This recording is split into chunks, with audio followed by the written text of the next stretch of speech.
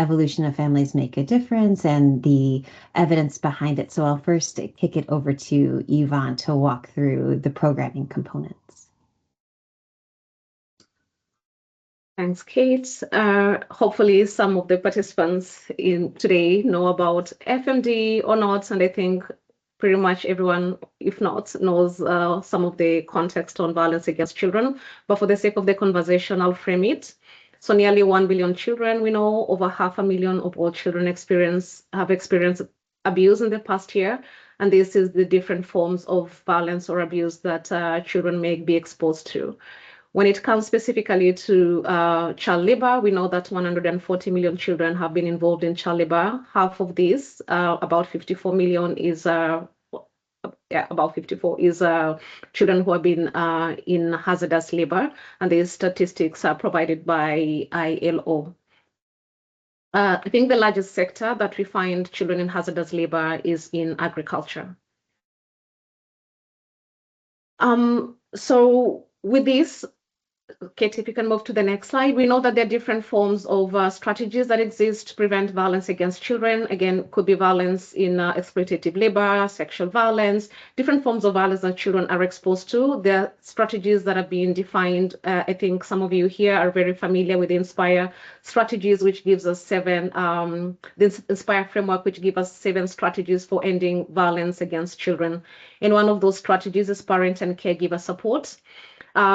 I'll just quickly flag the 7 strategies that we have: implementation and enforcement of laws, norms and values, safe environments, of course, parent and caregiver support, income and economic strengthening, response and support services, and education and life skills. WHO recently did a review of the INSPIRE strategies, updating it with new evidence since the INSPIRE framework was developed in 2016. And with the new evidence, we see that parent and caregiver support still remains as one of the areas with really great evidence on violence reduction against children across different ages. And also we have emerging evidence, like really growing evidence in adolescents, but also in the humanitarian space. I work in the humanitarian sector, so I always default to the humanitarian component of evidence. We know that parenting interventions have shown evidence on promoting nonviolent discipline, improving child-parent communication, and increasing the bond and support that a child receives from the parent, but also the parent mental health is also improved from some of the evidence that we have on parenting interventions tested globally.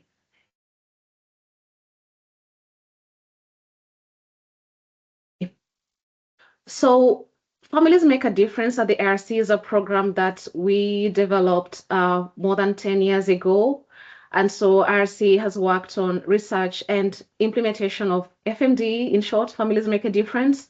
The program really started from evidence generation, and then now we have consistently collect M&E data to help us understand how to adapt emerging issues from different contexts. But really, the base of the program was the evidence that we generated from 3 or 4 different contexts. I think Kate will talk later about this. At the IRC, we saw the need within our child protection and also early childhood programs, the need to improve the parent-child relationship. We know that the well-being of the child is really dependent on caregiver behavior and stress. And also, we do know that the child's externalizing behavior also affects the parents. So it's really a two-way relationship. And so this is something else that really makes it really important to work on the parenting interventions, really in terms of outcomes for the parent, but also, and most importantly, outcomes on the children in terms of violence reduction. At the time when we were starting the FMD program, we saw that really the bulk of the evidence, I know the last 5 years, we've seen quite a big shift, but the last 5, at the time, most of the evidence was coming from high income settings and also from stable contexts. And so there was really lack of evidence from low income settings and also from contexts that were whether mixed or contexts of conflict, for example. So in the development of FMD, we did combine child development theories and also worked with practitioners and families to co-create and co-design the intervention that now we have as Family Makes a Difference, or FMD. I'm going to speak a little bit about how FMD is structured. Kate, if you can move to the next slide, please. So the content of FMD is we have 10 to 13 sessions, and 10 to 13 sessions because we have adapted it for different age groups, for parents and caregivers of different and in different contexts. So the sessions are 10 to 13. We have 5 core competencies that I'll speak about shortly. These sessions are on average 2-hour sessions. Of course, there's some that are 1.5 hours, there's some that are 3 hours, depending on how engaged the participants are. Sometimes it would go longer or shorter because it's really a group, mostly group facilitated, and of course depends on the type of conversation, questions, experience sharing that parents are having. There is a support group component attached to the program where parents meet every week to support each other. These are optional, and we also have home visits and individual coaching that the facilitator and the parents are engaged in. Again, the home visits, the way the program is designed, is optional. It's not really a mandatory part when you look at the fidelity of implementation of the program.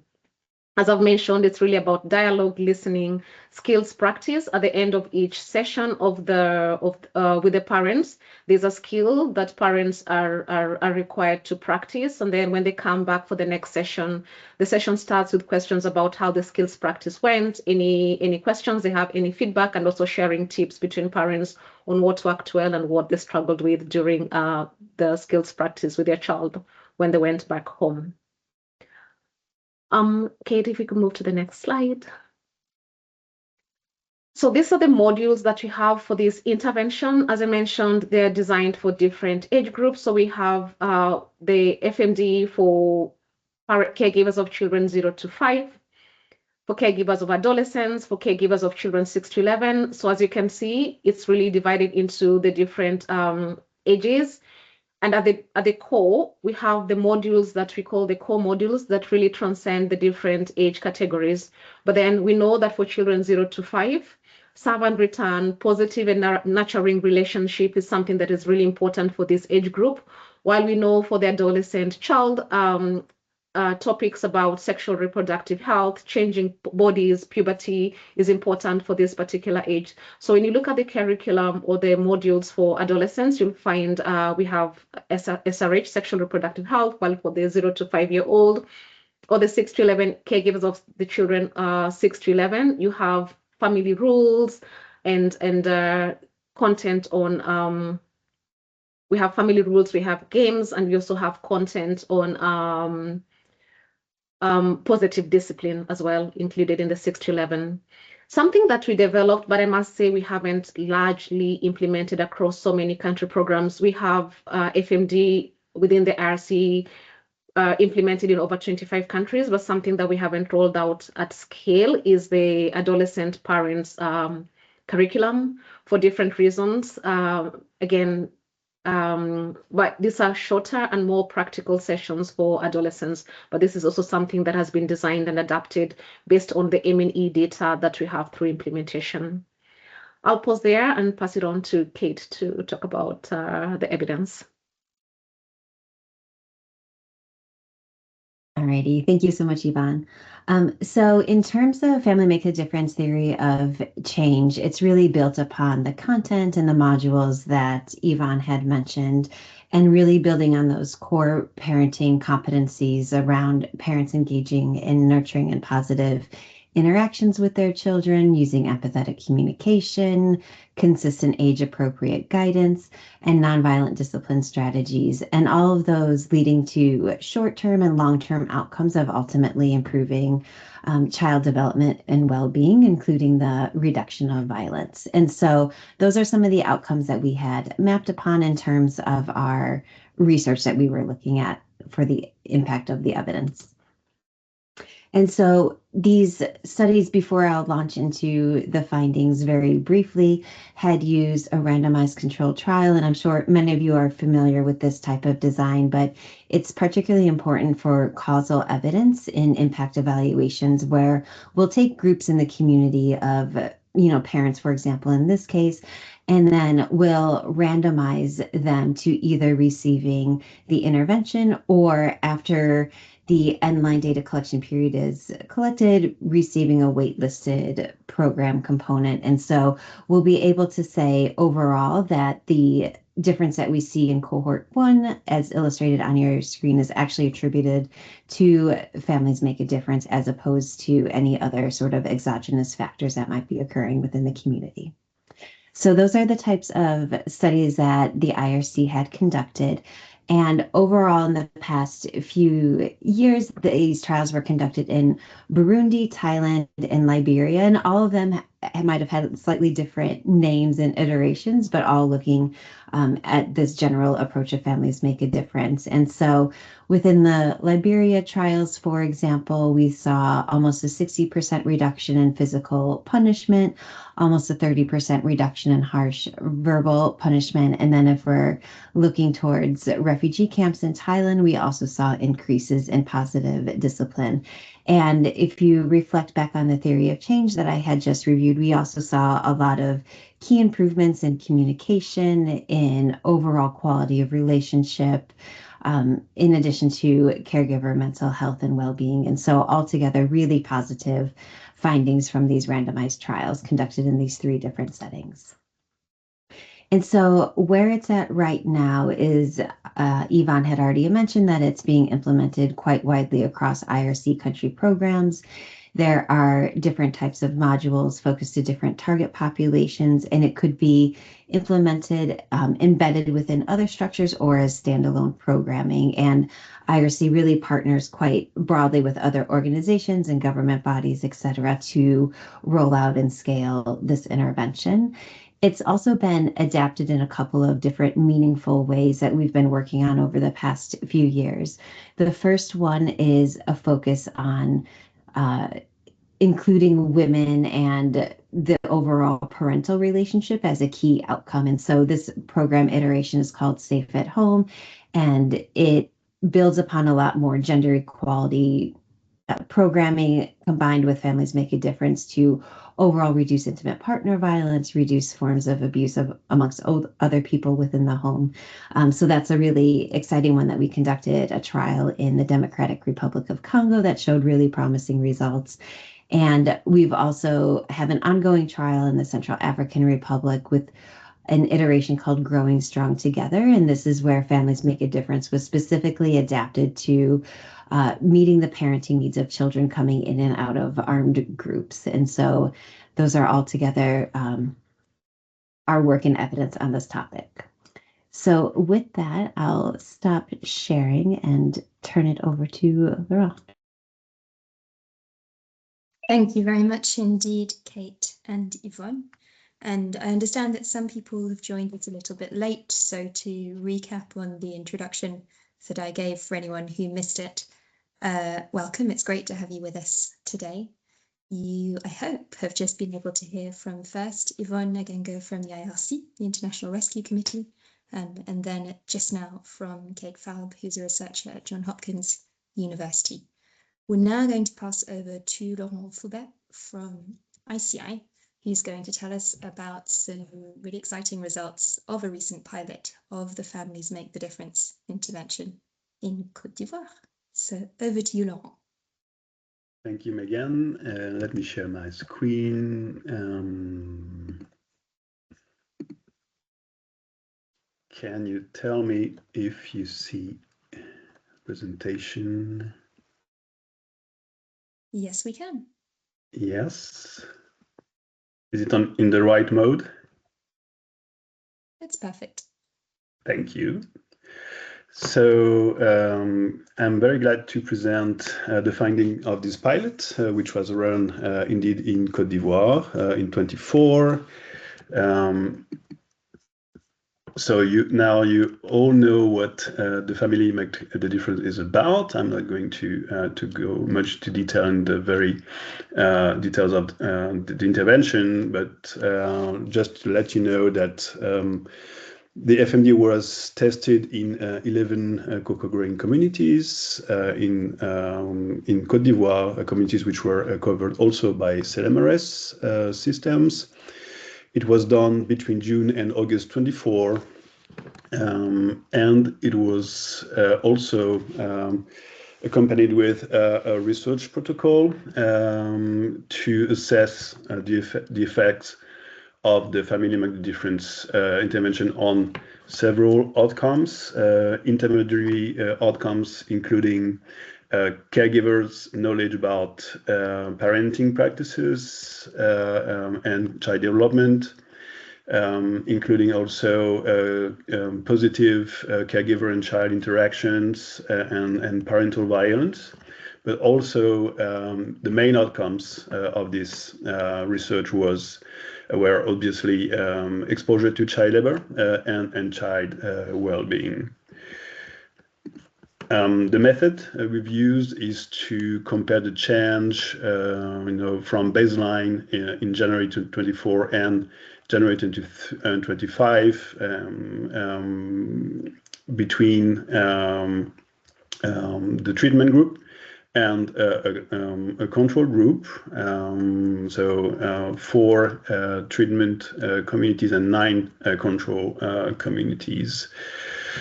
The control being communities where the program was not implemented. So just to know that the program ended in August 24 and the end line in Jan and 25. So it's interesting to mention that we are looking at possibly an effect that lasted after the implementation ended. So a few words about who attended the sessions. So amongst the household of the treatment communities which were sampled in our study, about 50% were persons who attended the Family Make the Difference sessions. Interestingly, and that's quite seldom from my experience, men and women were attending equally the Family Make the Difference sessions, but women participate more. So when you look at the graph in this slide, you see that most of the female attendees attended all the sessions, so the 11 sessions of the FMD curriculum, while for male caregivers, it's more a diverse situation. So talking about the findings, and we will start looking at the child's environment at household level. What we can say is that we do see that parenting knowledge has clearly increased, between amongst the caregivers of the treatment communities compared to the control, and especially for women. We can see an increase of about 80% of knowledge related to child development and what childhood is amongst the women of the treatment community, which is huge. Talking about caregiver and child interaction, we also see that there is a clear increase amongst the caregivers of the treatment community. What is interesting is that we did interview the caregivers, but also the children, and we see that the report from the caregivers and the children are converging, confirming one another, which is also an indication of robustness of this finding. what we can say about violent practices is a bit different because we also see that caregivers from the treatment community do report using less violent discipline with their children, but it's not what the children report. It's very likely that somehow the caregivers of the treatment community knew what the question was about and what was expected, so there must be some kind of desirability bias. And when children report on violent discipline, it's more of a 5% reduction, and it's not statistically significant. So it's less obvious that violent practice is reduced amongst these households. When we interviewed the families, we could see very positive feedback from them, and here you can see that they really liked learning about empathy, playing with children, also the sharing responsibility at home. And also, the management of stress within the family, which improved the harmony within the couple.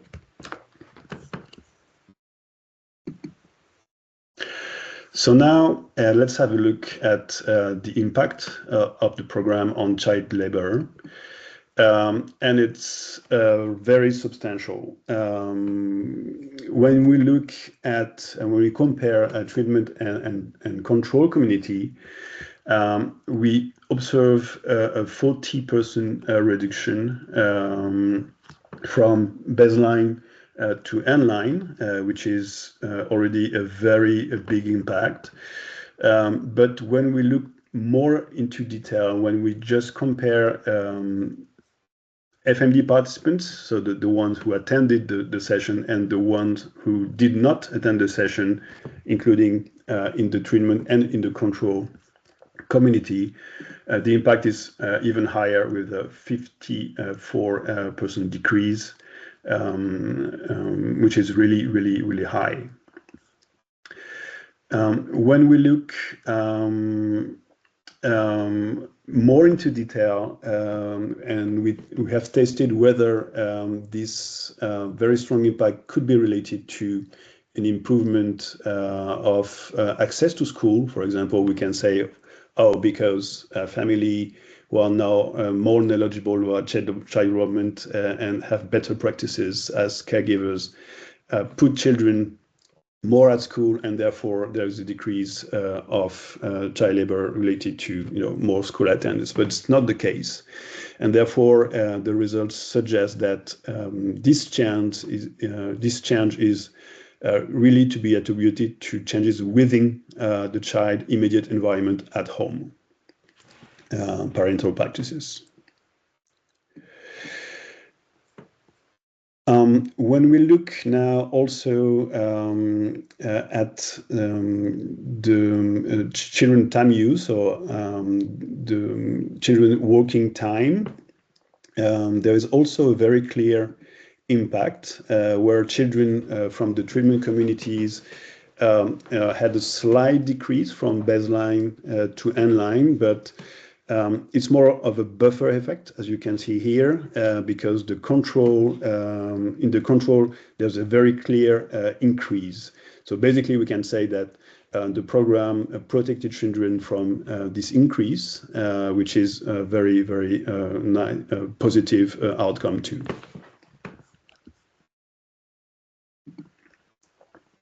So again, some testimonies from a female participant of one of the treatment communities. And it's clear that parents did learn how to protect children better, and protection understood in several dimensions, being access to school and protection from work and hazardous tasks.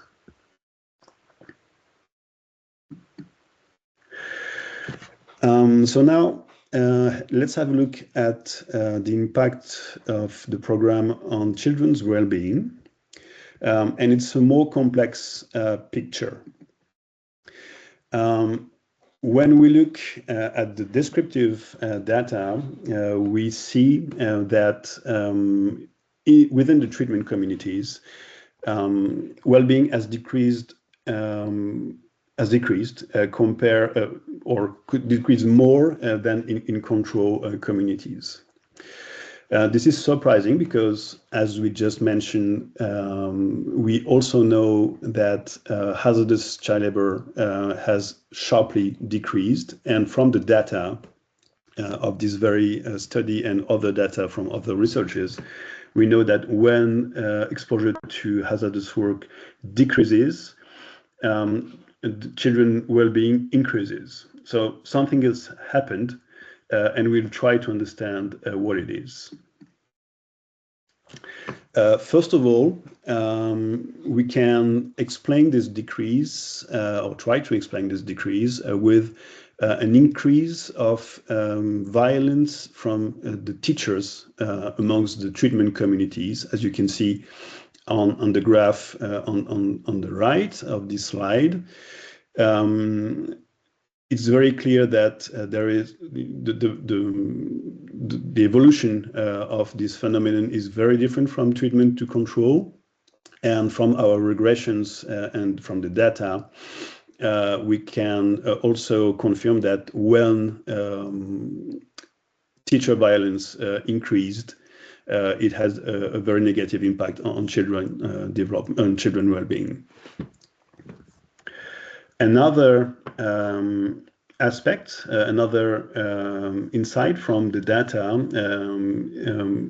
is that we should differentiate within the treatment communities the children whose parent attended the sessions, the FMD session, and the ones that didn't. So you remember that about 50% of the households sampled in the treatment control did attend the family made a different curriculum.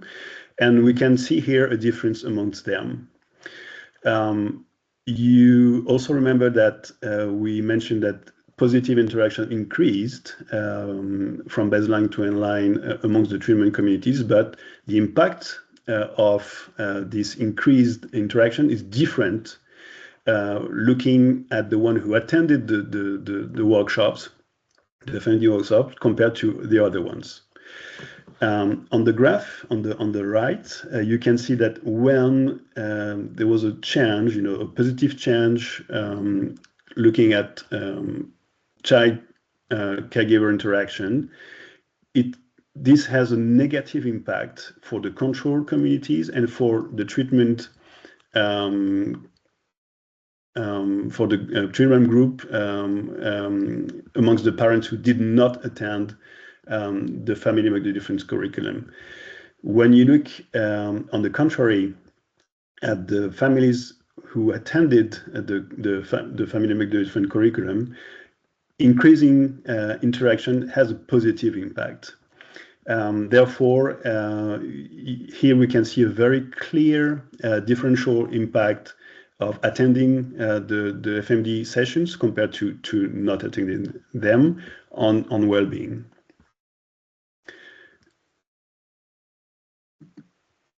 So the key takeaways from this research is that we do observe that caregivers' knowledge and practices were strengthened by the intervention.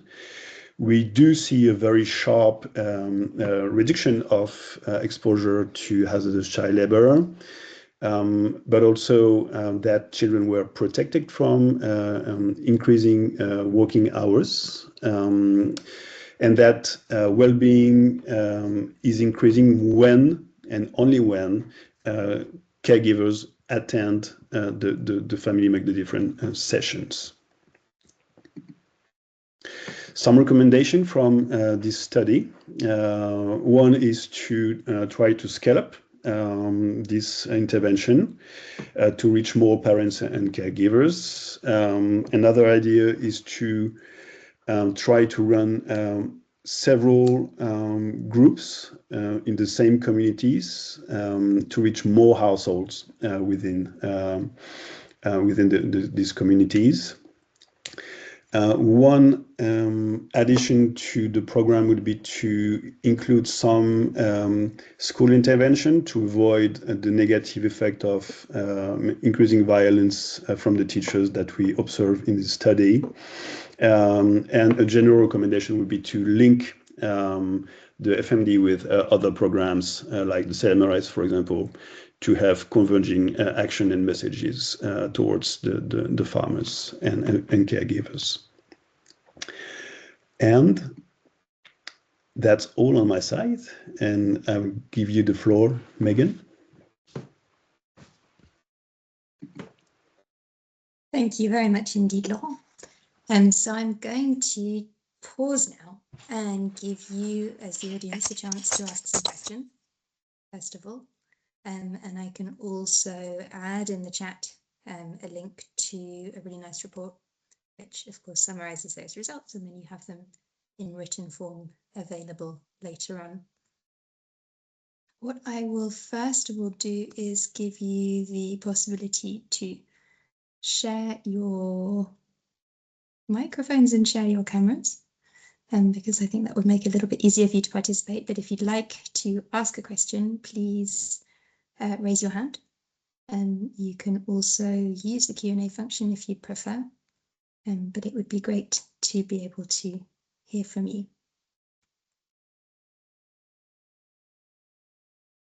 So I can see already there's one question from Zachary. We'd love to hear from you. Please go ahead. Yeah, I think good afternoon, everyone. I'm Zachary Tonon from Solidaridad, West Africa, and very interesting to discover this approach, FMD. I was curious to know what kind of impact these pilots had on the CLMRS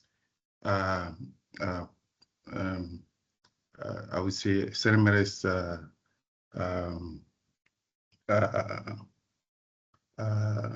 implementation on the ground, because you said that we developed FMD and CLMRS in the same area. I'm curious to know the interrelation between the both CLMRS and the FMD.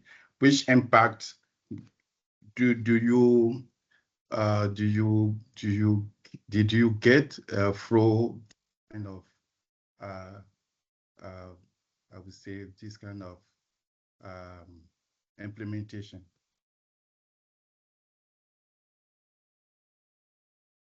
Thanks very much for the question, Zachary. Did you get my question? Sorry for my English. Not at all. To me, your question was clear, but I will check with Laurent, who's nodding in an encouraging way. Laurent, help us understand, how did the delivery of this intervention work in parallel with the CLMRS? Yeah, thank you, Zachary. It's a very clear question and a very interesting one. It's worth mentioning that the FMD was rolled out as a standalone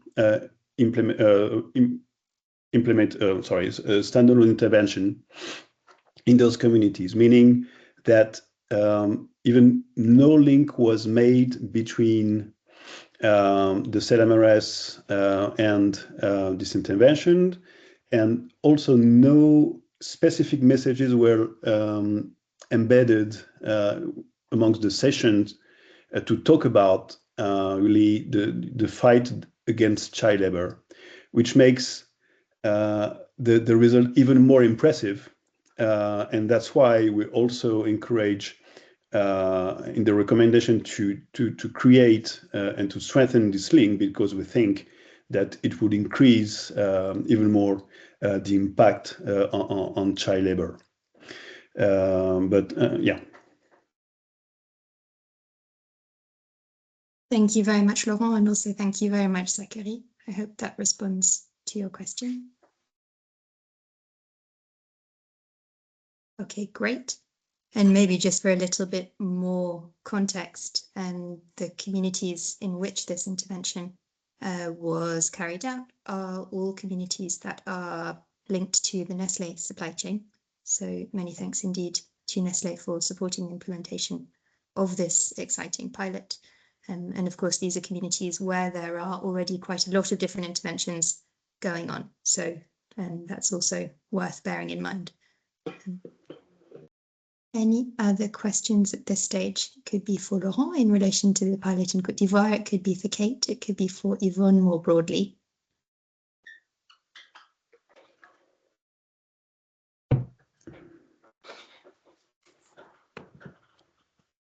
And worth mentioning as well that, of course, this is not the very first time that Families Make the Difference has been piloted in Côte d'Ivoire nor in cocoa-growing communities. And so some of you on this call may well have been involved in some of the previous experiences.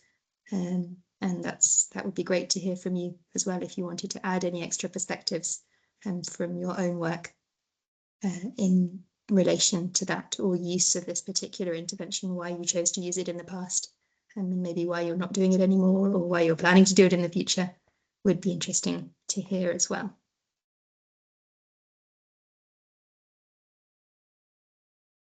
Okay, no hands raised for now, in which case I take it back. Elke, please do ask your question. That would be fantastic. Thank you, Megan. I might have missed it, but how much time was there between the baseline and the end line? And I'm asking it because I'm mainly interested in what is the lasting effect of Families Make the Difference? If you would go back after 2 years, what would we see then? So that's a very interesting question. Thank you, Nailke.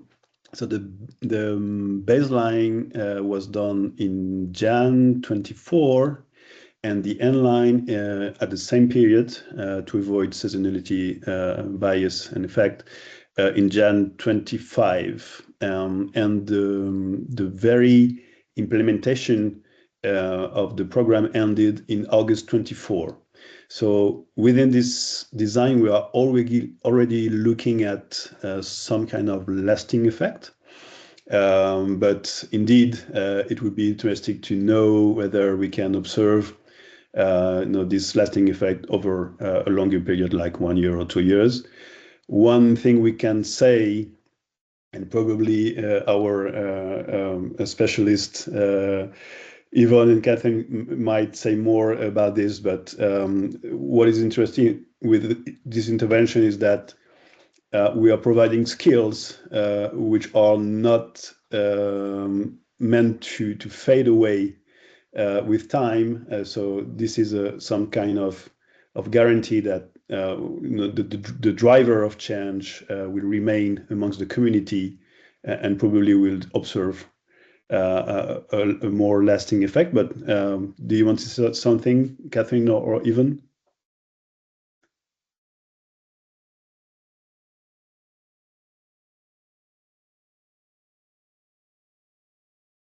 I don't know what time period you looked at in the RCTs that were done in other contexts, but it would be interesting to know what you understand, even if it's less from the RCTs and from other evidence in terms of longer lasting effects.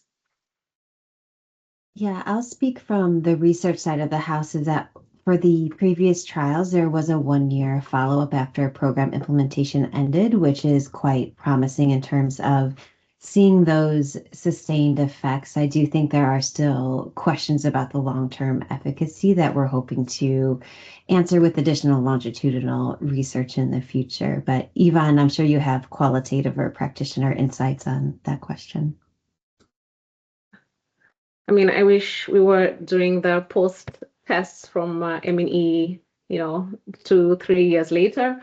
But because of how we are set up in terms of grants to run the programs, we are able to do the after the last session, we do collect the end line 3 months after the program. So again, the way we design is that, as Kate has mentioned, with the results from the program, we know that the effects are lasting up to this particular period. And so when we start to implement an evidence-based intervention, then based on that confidence, if I can use the word confidence, that the program works, then our M&E then is limited to what we can actually, how far we can stretch. And just because of funding and grants, we normally collect the post data 3 months after. And it was a push. We used to do it 1 month after the last session, but now we do 3 months, and we monitor and we see that the results actually are great. But again, it's 3 months post-intervention. Thank you both very much. And indeed, this is something exciting that it could be interesting to look at longer into the future. Zachary, I saw you raised your hand again. Do you have another question? If so, you're more than welcome. About your approach, I was wondering, what is your exit strategy in the community? Because I was thinking about the training session. Is it a clear exit strategy from the community in terms of long-term perspective? Thanks very much, Zachary. Who'd like to answer this one? Yvonne, maybe? How do you explain to families the duration and how it all works? So at the beginning of the program, again, during implementation, when we do the community, and I'm sure most of the other participants here do the community outreach, explaining what the program is, how long it will last, getting even the commitment from the parents that for you to participate. Of course, we don't force it, but we do appreciate that parents can actually attend the full program, because a commitment to attend 10 to 13 sessions is a commitment over 2 months. And the program runs, I don't know if it's the same case, Laurent, how you implemented it, but it's once a week or maximum 2 times a week. So it's really quite a long commitment. And so we encourage participants to be able to work with us throughout this entire period. And so these are some of the ways that we are creating that commitment to engage and be part of the program until the end. So already as we're beginning, we've already communicated how long we'll go. I do know that in many contexts, because by the time the program is ending, participants have really become closely knit, engaging with the facilitator. The parents have formed these support groups and are connected. We normally have a closing ceremony, and parents do say that they'd like to continue. So the support groups that were created as part, I don't know if you remember during the presentation, we have the support groups as an optional component. This is one way that parents within their own communities can continue to support each other. The way we design FMD also is linked to other child protection programs. So we do have child protection committees and other child protection initiatives in the community that can sort of help facilitate ongoing conversations that are not necessarily linked to attending the curriculum. So these are some of the ways that are low cost, but also trying to create the incentive that the parents themselves actually have to continue having the conversation and supporting each other. But again, I cannot give the data on that because we don't necessarily monitor it, but this is how we know that it continues. Besides IRC's programming, of course, we work with so many partners, and so we also we do encourage and support the partners we work with all the tools we have, the material, the M&E tools, so that, again, this is something that is implemented, not necessarily attached to the organization, but something that any partner that has the skills, competencies, the tools can also implement the program at the different levels and stages where they work. I'll just maybe add one thing when I still have the mic, that I really liked one of the recommendations about seeing how well-being, the results you had on the well-being decreasing, and what could really be the reason for that, and how we can scale FMD in the school environment. I think that's also one of the results we saw, not results, but recommendations from the updated INSPIRE framework. How can we strengthen protection in the school environment? So I think it's really encouraging to see that with your results, you're also having a similar recommendation on how we can work in the school environment as well with teachers, so that we are strengthening well-being of children, not only working with parents, but also in all the other spaces where children are interacting. So I thought that was quite something I'm taking away from this webinar. So thank you. Thank you very much for your answer, Yvonne. Laurent, do you want to add anything specific in relation to the pilot in Côte d'Ivoire? Because I mean, it wasn't really exit as such, it was because the sessions were delivered by ICI, who was present and continues to be present in these communities because there are continuing interventions going on. It's rather that there were these 11 sessions that were a specific training for a specific group of participants who were interested.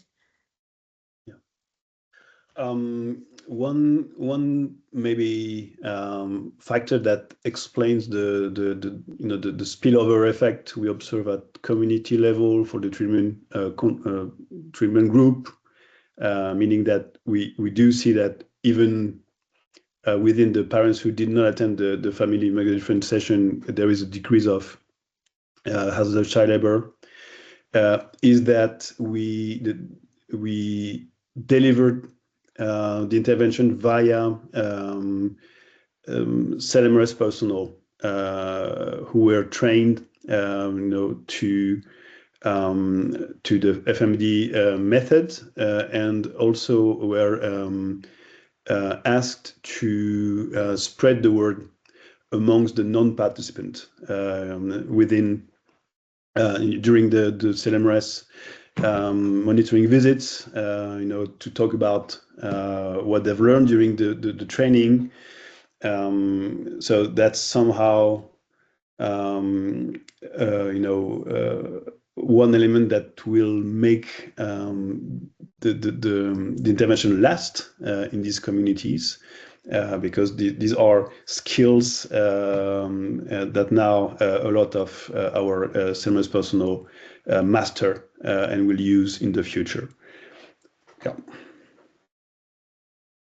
And if I could just add on that point, we also saw similar findings in the other trials that we had done, where there were improvements in well-being in those control communities and groups. And it was primarily because parents were so excited about the materials and the skills that they were learning that they were naturally sharing it with their neighbors and other community members. And so that was a really nice organic diffusion and sustainability approach that hopefully in future iterations we can also maximize a bit more.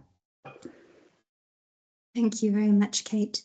And indeed, while we're only talking about the results today of this pilot in Côte d'Ivoire, we've also recently done, in the context of another project funded by the Swiss Development Corporation, some rollout of Families Make the Difference in Ghana. And while we don't have full results on that yet, we did have a very positive reaction, similar to what was found in Côte d'Ivoire, in terms of parents liking the sessions and asking for more sessions to be organised so that others who couldn't initially benefit. So it very much supports what Kate says in terms of, people enjoy this intervention and feel like it's valuable and therefore ask for more. I can see a question in the chat from Roger, who asks, what is the profile of the parents who took part in the intervention? Maybe Laurent, you can answer this one.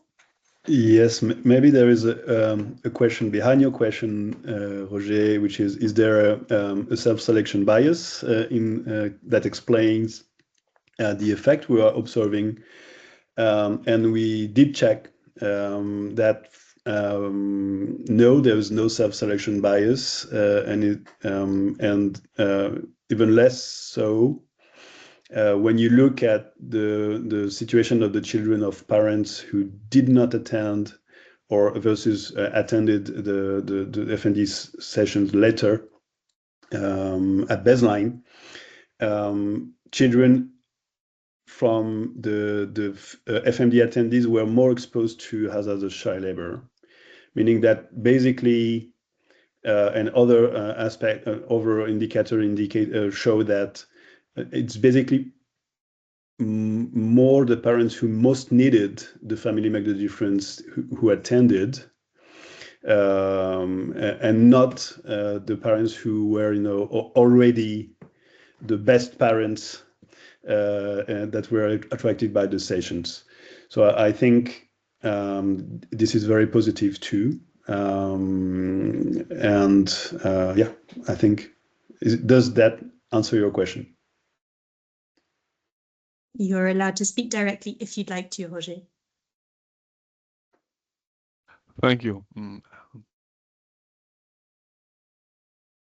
Excellent. There was another question from Nelke in the chat about the comparison between which were the treatment control communities and which were the control communities. But perhaps you've already answered that in the chat, Laurent.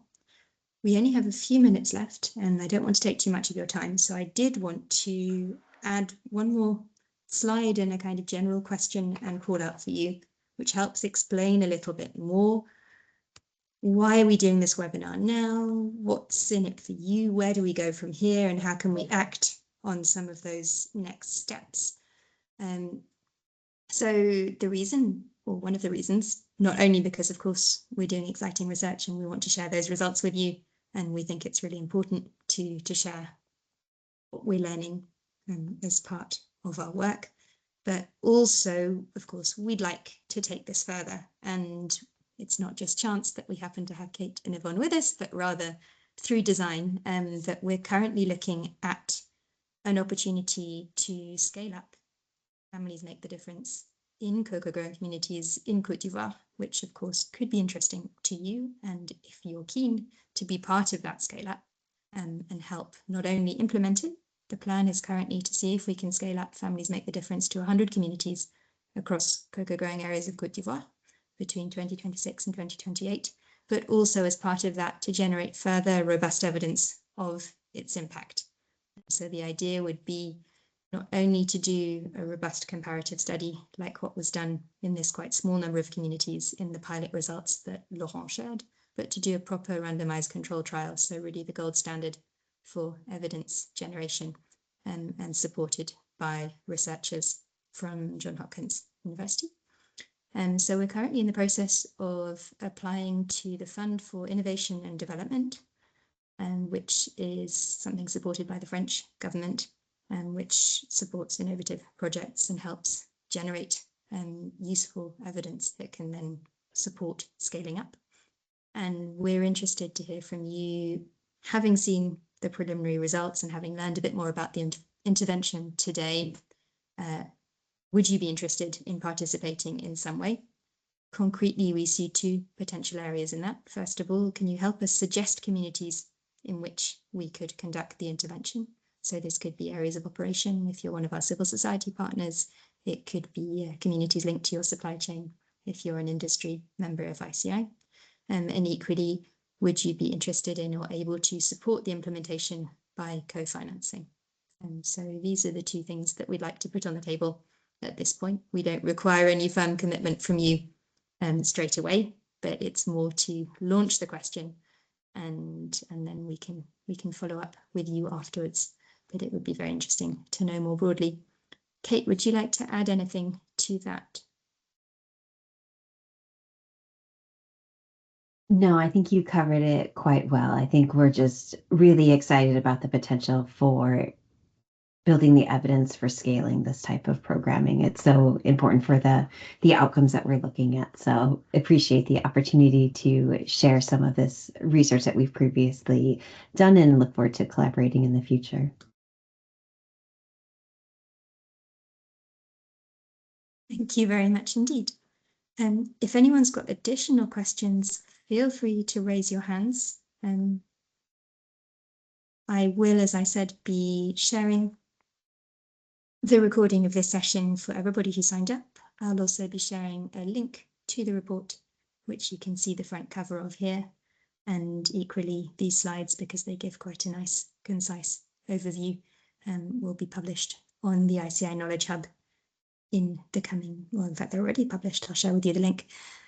And I look forward to reaching out to you and hearing from you whenever you fancy. So thank you very much to all who attended today and see you soon. And a special thanks, of course, to Laurent, Kate, and Yvonne for joining us today. It's really appreciated that you could share your insights into this very exciting topic, and we look forward to collaborating further. Thank you all very much indeed, and have a good day. Bye-bye. Bye, thank you.